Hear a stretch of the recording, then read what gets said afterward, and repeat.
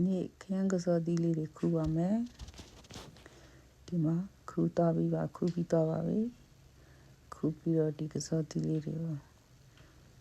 ကြောချက်ကလေးထူထောင်ပြီးရှင်းစားပါမယ်โอเคဘိုင်ဘိုင်ခရမ်းကစောသီးလေးတွေကိုညာလေးရွှေ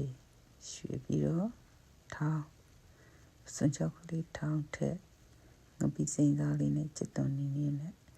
စီလေးနဲ့ထည့်ပြီးတော့အိုးကကလေးရှင်းစားပါတယ်စီချမ်းရီချမ်းလေးပေါ့နော်ကြောချက်လေးဟောဒီမှာစားပါပြီစားကြပါအောင်ကြောင်လေးလည်းချီနေတော့သူ့နာမည်ထန်ကိုတဲ့သူလည်းစားခြင်းလားမသိဘူးခရမ်းကစောတိချက်လေးရယ်ဝတ်သားလေးရယ်ပေါ့ဟောစားခြင်းနဲ့ထင်တယ်ကြောင်လေးကထန်ကိုလေးစားခြင်းလား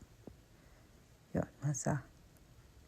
ဝတ်သားသူအဲ့လိုပဲသူများစားရင်အနားမှာထိုင်နေရမှာအချောက်ပုတ်ကလေးကိုငရဲချောက်ပုတ်ကလေးကိုစီလေးနဲ့จิตတုံလေးနဲ့တုတ်ထားတာပါ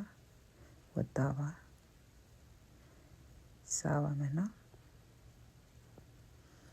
စားလို့ရမ်းကောင်းပါတယ်ခရမ်းကစောတီလေးမကြောင်လေးလည်းစားမမီလည်းစားတတလည်းစား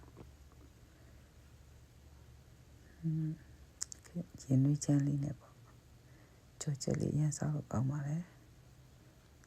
ဟောတားလေးပြန်လာတဲ့အတန်ကြားလို့စားတာကိုရက်လိုက်ပါတော့မယ်ဆက်စားလိုက်အောင်မယ်နော်စားလို့ရမ်းကောင်းပါတယ်လို့ခရမ်းကစောတီလေးကိုခုလိုမျိုးထောင်းပြီးတော့ပစွန်ကြောက်ကလေးနဲ့အပီစိမ့်စားလေးနဲ့ချက်စားကြည့်ပါလို့ရမ်းစားကောင်းပါတယ်လို့စားလို့ရမ်းကောင်းလို့စွန်းနဲ့ကိုဆက်တိုက်စားနေတာပါစစ်စားလိုက်ပါအောင်မယ်ဘိုင်ဘိုင်ကျေးဇူးတင်ပါတယ်